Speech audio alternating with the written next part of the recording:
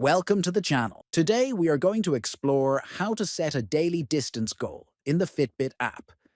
Whether you want to stay active or track your walking and running progress, this video will guide you through the process clearly and efficiently.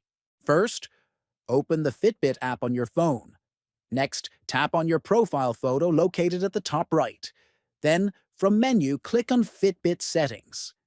After that, scroll down until you find the section labeled Activity and tap on it.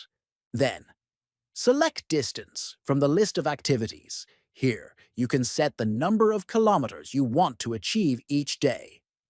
Adjust the number according to your personal fitness target or daily routine.